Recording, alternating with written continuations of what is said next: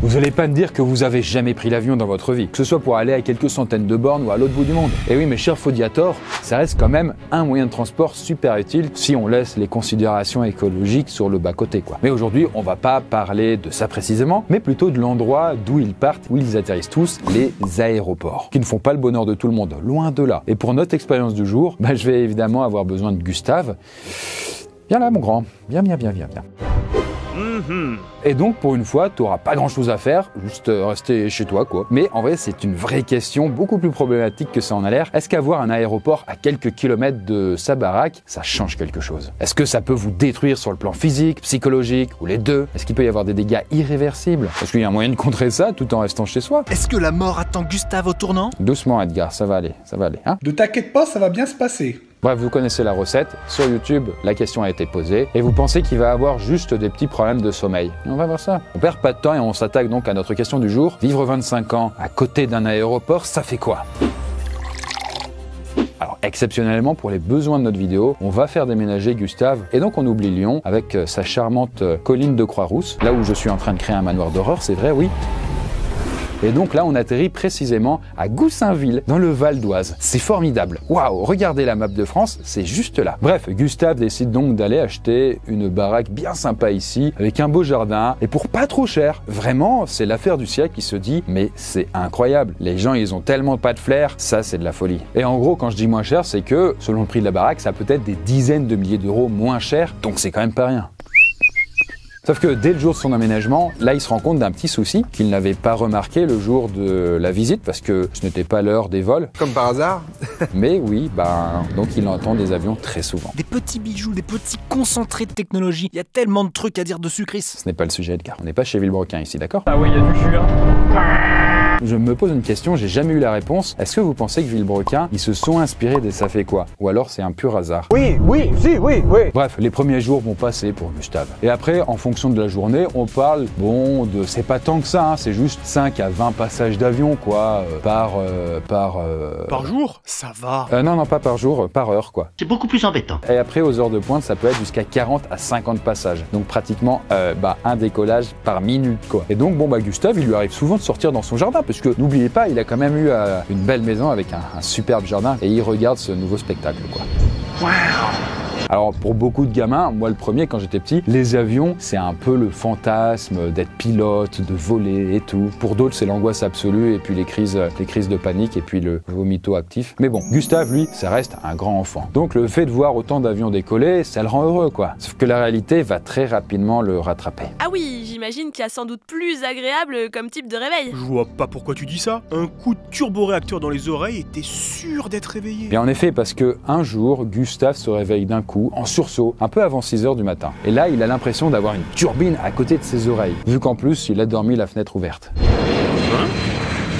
Et là, vous dites, c'est bizarre, c'est quand même un moment qu'il est là, pourquoi juste au bout de tant de jours, quoi. Et en fait, c'est parce qu'il y a un caractère aléatoire. En fait, il faut savoir déjà qu'un décollage, ça fait plus de bruit qu'un atterrissage. Parce qu'en fait, l'avion, il doit balancer la gomme pour pouvoir prendre de la vitesse et donc après décoller, quoi. Et donc, comme il doit balancer de la gomme, il doit envoyer beaucoup de décibels, donc faire beaucoup de bruit. C'est emmerdant pour l'oreille après. Et il y a d'autres détails très importants, genre la direction du vent. Effectivement, Ariane. Bon, après, je vais pas vous faire un cours de météorologie. Du soleil pour certains, Mais globalement, faut savoir que quand le son va dans le sens du vent, il a tendance à se focaliser au sol. Alors que dans le cas inverse, si le vent va dans le sens opposé au son, il aura tendance à monter. Et donc un avion en décollage, c'est entre 130 et 150 décibels. Donc ça vous arrache la gueule si vous êtes à côté. Enfin, vous êtes sourd si vous êtes à moins de 100 mètres, quoi. Mais là, comme lui, Gustave, il est à quelques kilomètres, il va quand même se bouffer du 60 décibels. Avec quelques pics à 75 décibels. Et 75 décibels, c'est le bruit à peu près d'un aspirateur qui est allumé juste à côté de vous. C'est quand même un peu bruyant pour dormir, on est d'accord. Mais bon, si pour l'instant, ça le réveille juste de temps en temps et que ça commence un peu à le déranger, vous allez voir qu'on va vite basculer dans quelque chose de beaucoup plus vicieux. Bon, voilà, ça fait à peu près 1 mois que Gustave a fait une belle affaire avec sa nouvelle maison et il se déteste de plus en plus de ne pas avoir vérifié plus en détail cette histoire d'aéroport à côté, quoi. De ne pas avoir vu une vidéo qui lui informait des dangers peut-être d'habiter à côté d'un aéroport. En fait, pour la majorité des riverains qui sont concernés par cette nuisance, souvent, il n'a pas été question de choix non plus. Et le truc, c'est que pour la plupart de ces personnes, ça leur est un peu tombé sur le coin de la tronche. Par exemple, l'aéroport de Paris-Charles de Gaulle qui a été inauguré en 1974, les habitants qui habitaient là avant, ils y étaient avant l'aéroport, donc parfois des décennies. Et donc, ils n'ont rien demandé. Et ils ont ainsi dû composer avec ça au fur et à mesure que les années avançaient, que il y avait des avions. Et au début, ça va, c'était chill, c'était quelques vols par semaine. Puis ça a été quelques-uns par jour, puis plusieurs par heure, à mesure que ça devenait de plus en plus fréquent de prendre l'avion. J'habite ici depuis plus de 10 ans et j'assiste avec dépit au méga développement de l'aéroport voisin. Je dis avec dépit, non pas parce que je suis une réfractaire au progrès, mais parce que j'ai le sentiment que ce développement ne se fait ni dans le respect des riverains et encore moins de leur qualité de vie. Aujourd'hui, on est réveillé à 5h du matin par les premiers atterrissages, les moteurs sont très bruyants et tournent longtemps avant l'arrêt. Et Gustave, de son côté, lui, il a pris ça de plein fouet, un peu à vitesse maximale, si on peut dire. Il n'y a pas eu de crescendo, quoi. Et le premier effet que ça a eu sur lui, c'est un mal de crâne. Et donc, en fait, à sa place, il serait très fréquent que vous vous réveillez avec des sortes de migraines. Et en vrai, à côté de ça, son sommeil, il est super impacté. Et il est rare pour lui de faire des nuits de plus de 6 heures d'affilée. Parce que, il y a le bruit d'un avion, ça a tendance un peu à le réveiller, donc son sommeil devient moins profond, il redevient léger. Et comme vous le savez, bien évidemment, le sommeil léger, c'est de la daube. C'est vrai, ça, c'est vrai, c'est de la merde. Si vous faisiez que des nuits de sommeil léger, en fait, vous ne seriez pas reposé. Y a pas une histoire de couvre-feu, théoriquement, pour justement éviter ce genre de problème? Eh bien, si, Ulysse, mais pas partout. Par exemple, à Orly, il y a un couvre-feu qui a été mis en place en 1968. Et donc, ça interdit les décollages et les atterrissages entre 23h30 et 6h du mat. Sauf que, du côté de Roissy, donc là où il y a Gustave, je vous rappelle, sur la carte, c'est là. Qu'est-ce que c'est beau. Regardez-moi ces paysages, les vallées verdoyantes. C'est magnifique, je vois les mouvements, je vois les formes, je vois le soleil, je vois le caca, oui, je vois la merde. On va pas se mentir, il y a eu des choses qui ont été mises en place pour calmer les nuisances sonores, notamment la nuit surtout. Par exemple, depuis 2012, les avions les plus bruyants sont interdits entre 22h et 6h. Après, tout est relatif. Et des mesures bonus ont été appliquées en 2014 puis 2016. Bref, tout ça pour dire qu'il y aura quand même des avions toute la nuit, ou presque. Mais heureusement, beaucoup moins. Bon, vous voyez quand même, Gustave, il est fatigué parce que ses nuits sont agitées, elles sont hachées, quoi. Et donc, en fait, comme il dort pas assez, il a l'impression d'être dans le gaz toute la journée. Il est moins productif, moins concentré. En gros, il y a toute une petite chier de symptômes qui découlent de son manque de sommeil. Comme j'en avais parlé sur une vidéo fantastique qui était sortie sur une chaîne très talentueuse avec beaucoup de potentiel, qui vous parlera peut-être sur le fait de pas dormir pendant longtemps, ouais. Longtemps. Ouais. Par contre, depuis le début de la vidéo, tu nous dis qu'il est pas loin de Roissy, qu'il est à quelques kilomètres. Mais concrètement, il en est quoi? Merci Edgar pour ces précisions extrêmement importantes et je vais aborder le point. En fait, allons jeter un petit coup d'œil sur la carte qui est liée au plan d'exposition au bruit. Vous voyez cette carte? On voit la zone du haut de Paris, enfin le nord de Paris, c'est particulier, quoi. Ils sont dans le rouge, j'aimerais pas être à leur place. Et donc ça permet de voir à quel point les riverains des aéroports et des aérodromes, globalement, ils subissent le bruit qui est lié au trafic aérien. En bleu, ça va, même si on entend quand même les avions. En vert, ça commence à être un peu chiant. Orange, c'est vraiment pas ouf, c'est chiant. C'est vraiment très très pénible. Et rouge, c'est bon. Donc il est où Gustave là-dedans? Souvenez-vous, au début de la vidéo, je vous disais qu'il avait emménagé dans un quartier précis de Goussainville. Et ça avait son importance. Regardez, c'était peut-être même ce quartier-là. Parce qu'en regardant le plus près, il habite exactement ici. Mais y a des gens qui habitent dans les zones rouges de la carte? Alors, on n'est pas allé vérifier toutes les constructions qui se trouvaient dans les zones rouges. S'il y en a, en tout cas, c'est plutôt des zones industrielles. Mais il y a quand même quelque chose de construit dans ces zones, en tout cas, rouges. D'ailleurs, côté psychologique, Gustave a commencé à développer un sentiment de crainte, mélangé à de la parano. Et là, ça fait que quelques mois qu'il est là, mais il n'arrête pas de regarder le ciel quand il est dehors. Car, en fait, il croit entendre des bruits de moteurs en permanence, même quand il n'y a pas d'avion. Donc voilà, des sortes de sons fantomatiques, quoi. Voilà, il hallucine. C'est complètement possible. Et en fait, à chaque nouveau passage, il redoute un peu. Et en même temps, il peut pas faire grand-chose, il est impuissant, enfin bref. Mais il a essayé de faire des travaux de rénovation et d'isolation. Il a fait ça un peu à l'arrache après. Et ça a pas marché spécialement. Et donc, depuis quelques temps, il met des bouchons d'oreille la nuit, mais là encore, l'utilité est assez minime. Parce que les bouchons d'oreille, ça aide quand même, mais ça ne suffit pas. Et donc à cause de ça, Gustave est très loin des 8 heures de sommeil qui sont recommandées par l'OMS. Ça ne le régénère pas. Et ça, c'est souvent le cas des gens qui sont dans cette zone orange. Et malheureusement pour Gustave et pour les autres personnes concernées par ça, les aéroports sont un vivier à emploi. Je vous parle quand même de dizaines de milliers de personnes qui ont un métier qui est en rapport avec l'aéroport. Mais là vous dites, ok, c'est chiant, bon, il dort moins et tout, mais est-ce que son état peut encore empirer ? Physiquement ou même mentalement. Est-ce qu'il y aura des solutions d'ailleurs? Eh bien on va voir ça, mais sur le papier, ça sent quand même pas bon. Bon là, ok, ça fait 1 an que Gustave vit à côté d'un aéroport. Roissy pour les intimes. En fait, ce qui impacte le plus notre cobaye, comme la plupart des gens concernés par ça, c'est le combo maux de tête, manque de sommeil. Et avec ça, on va avoir un manque de concentration, une tendance à être de mauvais poil ou d'autres petits trucs du genre. Enfin, imaginez, quand vous n'avez pas assez dormi, c'est un peu le même style, quoi. Mais imaginez ça sur la durée. La santé, ça me connaît, donc je vous explique. Ça entraîne surtout une réaction en chaîne, pas faux folle. En plus d'être crevé, le fait d'être exposé au bruit constamment va perturber le taux de cortisol de Gustave. Vous savez, c'est ce qui est censé réguler son stress. Et ça, c'est que la partie visible de l'iceberg. Décidément, il en a des trucs à dire aujourd'hui, le frérot. C'est pas faux, Ariane, mais c'est intéressant, donc laisse-le parler. Merci, monsieur Comte. Du coup, je disais que ça allait avoir un impact plus profond. Car qui dit plus de stress, dit une tension artérielle qui monte, le cœur qui bat plus vite, et ça, sur le long terme, c'est une très mauvaise chose. Merci Ulysse pour ces informations passionnantes. Maintenant, je vais reprendre, d'accord ?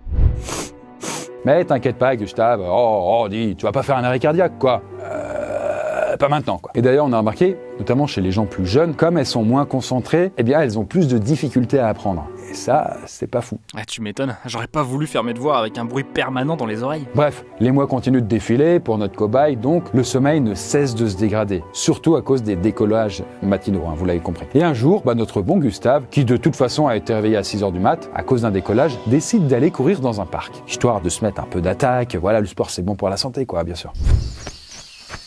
Mais aujourd'hui, il y a un truc un peu bizarre qu'il n'arrive pas du tout à identifier. Et ça se passe sur son odorat. Assez rapidement, il comprend que ça sent le kérosène et qu'il y a dû y avoir un délestage, comme on l'appelle gentiment récemment. Alors, le délestage, c'est un truc qui est super rare, mais légal. Et donc, en fait, là, vous voyez, Gustave, il faisait son jogging et il a aperçu sur une mare ce qui semble être des traces d'hydrocarbures. Et là encore, c'est rare, mais ça peut arriver si vous habitez proche d'un aéroport. Par exemple, dans les témoignages qu'on a pu lire, il y a certains riverains qui trouvent parfois des traces d'hydrocarbures dans leur jardin, que ce soit dans un truc qui récolte de l'eau de pluie ou un bassin avec les poissons. Et pour d'autres, il est déjà arrivé que des sortes de taches brunes, vous voyez, se trouvent sur du linge en train de sécher à l'air libre. A priori, il n'y a pas de conséquences graves sur la santé. Mais bon, malgré tout ça, Gustave veut quand même profiter de son jardin, quoi. Souvenez-vous, il a quand même fait une bonne affaire. Et là, par exemple, il reçoit Balthazar chez lui et leurs discussions sont très intéressantes, mais souvent un peu hachées, par les bruits des avions, toutes les minutes. Enfin voilà. Et quand il y a l'avion qui passe, faut vraiment imaginer ce bruit et cette longueur-là.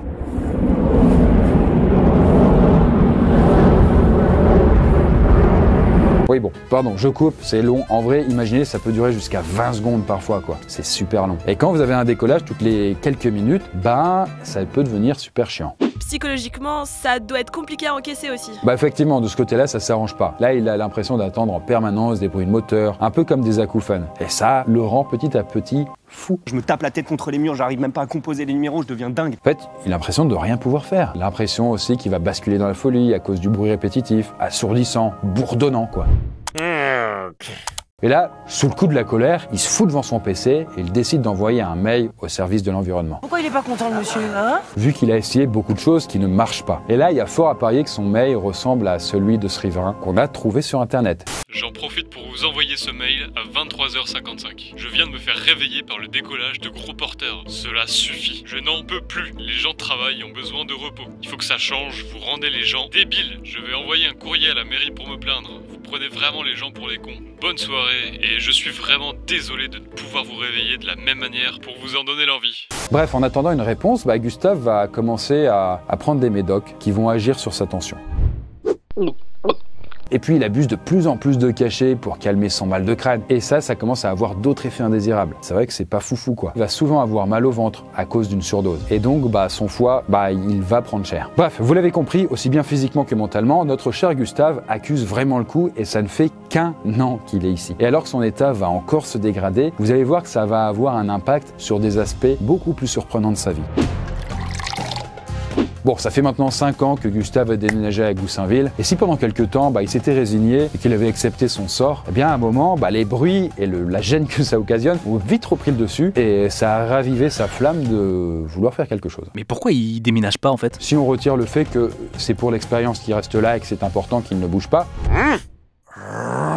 Dans la majorité des cas, les riverains, s'ils ne peuvent pas déménager, c'est pour plusieurs raisons. Déjà, pour ceux qui sont propriétaires, s'ils se mettaient à déménager, ils devraient brader leur maison. Vous vous souvenez-vous, ils avaient fait une bonne affaire quand ils l'avaient pris, sauf que c'était un cadeau empoisonné. Et s'ils veulent refiler ce cadeau à quelqu'un d'autre, le prix de l'immobilier est plus bas pour toutes les maisons qui habitent proches des aéroports. Donc voilà. Et ensuite, pour les autres qui habitaient leur maison avant qu'il y ait l'aéroport qui se construise, il y a un attachement, il y a de l'affect là-dedans, et donc ils ont pas envie de bouger. Vous vouliez pas vendre en fait. Je ne voulais pas vendre parce que je suis bien quand même, il y a l'ambiance village. Et là, Gustave, il le sait, et donc il va se dire que ok, c'est peut-être le moment d'entamer de vrais travaux pour isoler sa baraque des bruits extérieurs. Mais il doit bien y avoir des aides qui existent, non? Les habitations étaient là avant l'aéroport dans la majorité des cas. Alors oui, sur le papier ça existe, mais vous allez voir qu'en pratique, ça a de quoi rendre fou. Parce que imaginez, vous êtes à côté d'un aéroport comme Gustave, si vous voulez avoir le droit à ces aides, faut cocher pas mal de cases. Bien sûr, situé à l'intérieur de l'une de ces zones géographiques, ensuite que son logement est compris dans le plan d'exposition au bruit, et aussi que des travaux n'aient pas déjà été réalisés sur le côté de l'insonorisation. Donc dans le cas de Gustave, ok, ça marche, et il est éligible.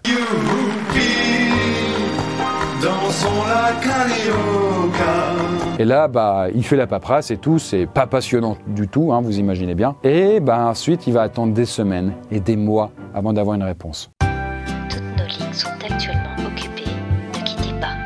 La bureaucratie, dans toute son efficacité, la plus belle, quoi. Il faut qu'on vous envoie un papier chez vous. Vous revenez avec le papier. Et là, vous pouvez payer. Et finalement, il lui faudra pratiquement une année entière avant d'avoir une réponse, heureusement positive, qui va lui dire « on va t'indemniser ». Mais là, quand vous allez voir le montant, il va tirer la gueule.